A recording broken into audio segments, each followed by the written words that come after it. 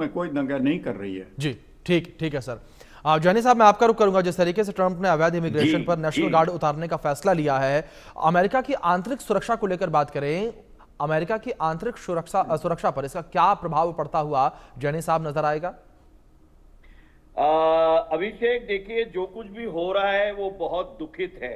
जी। जो अभी भारत जी ने बताया बात सही है कि ये लोग बाहर से आए हुए हैं, ये मैक्सिकन हैं और दूसरे देशों के, वहां पे 11 लाख से ज्यादा आदमी अगर एक स्टेट में आ जाएंगे तो socio economic turmoil, socio economic imbalance जो होगा, वो जरूरी बात है कि स्टेट जो है, जो कानून है, वहां पर उसको लगाना पड़ेगा और उसको ठीक करना पड़ेगा।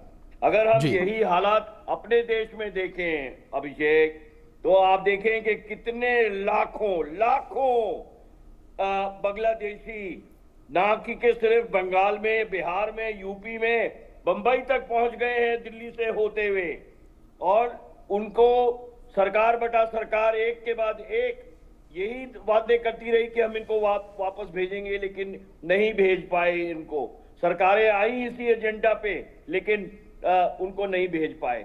अब ट्रंप जो है वो, उनका एक ही एजेंडा है, मेक अमेरिका ग्रेट अगेन, मागा, मेक अमेरिका ग्रेट अगेन। और वो उन्होंने एक कसम खाई है कि जो भी मैं काम करूंगा वो अमेरिका की बढ़ोतरी के लिए करूंगा, अमेरिका के लिए करूंगा, मुझे और किसी की फिक्र नहीं है। लेकिन ये कहने के बाद मैं इतना जरूर कहूंगा कि ट्रंप के पहले टेन्योर में और इस वाले टेन्योर में बहुत फर्क है। पहले जो ट्रंप थे, ट्रंप 1 का टेन्योर जो था, वो थोड़ा सा सबड्यूसिव था, वो थोड़ा सा डेमोक्रेटिक था, वो थोड़ा सा सबको हिल मिल कर साथ लेकर चलने वाला था। अब ट्रंप जो है वो थोड़ा सा ऑटोक्रेटिक हो गए हैं, अब थोड़ा सा हावी हो गए हैं, और ऑपोजिशन और जो उनकी बात ना माने उसके ऊपर वो पूरा रिवेंज या बदला, जिसको बोलेंगे हिंदी में, वो लेने के लिए तैयार रहते हैं। अब आप एलन मस्क का ही देख लीजिए, जो आज का सब्जेक्ट था आपके डिबेट पे, मुझे बताया गया था आपके कोऑर्डिनेटर ने। एलन मस्क इनका खास आदमी था, वो दुनिया का सबसे रईस आदमी है, वो बहुत बड़ा इंडस्ट्रियलिस्ट है, बड़े बड़े उसके बिजनेस हैं, बड़े बड़े उसके ब्रांड्स उसके नाम पर चलते हैं। बिल्कुल। इस तरीके से ट्रंप एलन मस्क को लेके आए और एक DODGE डिपार्टमेंट खोला, department of defence expenditure, department of government expenditure, DOGE, जिसका कि उद्देश्य था कि $5 ट्रिलियन को हम बचाएंगे। बचा कितना पाए? 1 कुछ ट्रिलियन बचा पाए, और उस बचाने में जो खर्च हुआ वो 1 उतने ट्रिलियन से ज्यादा खर्च हुआ।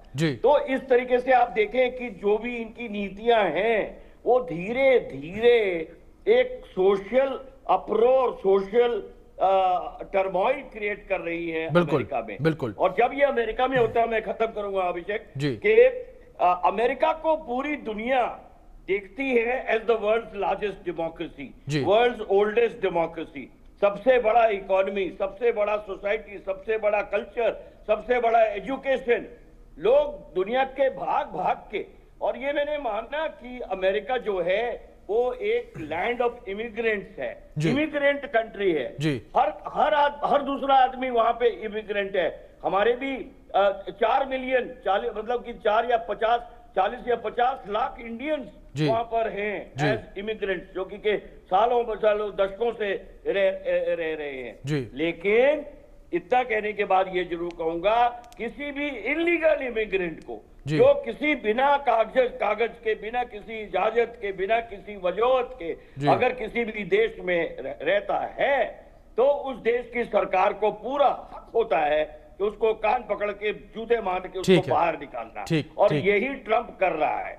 और आप देखेंगे, and I will finish there Abhishek, 57% of the American population is hands up for Trump. वो बोलते हैं वेल डन ट्रंप, अपना हाथ खड़ा करके उनके फेवर में है। तो आप देखें कि जो जनता, after all it's a democracy, 57% population अगर कहती है कि ये सही है, तो मैं तो कहूंगा कि ट्रंप सही है। ठीक है।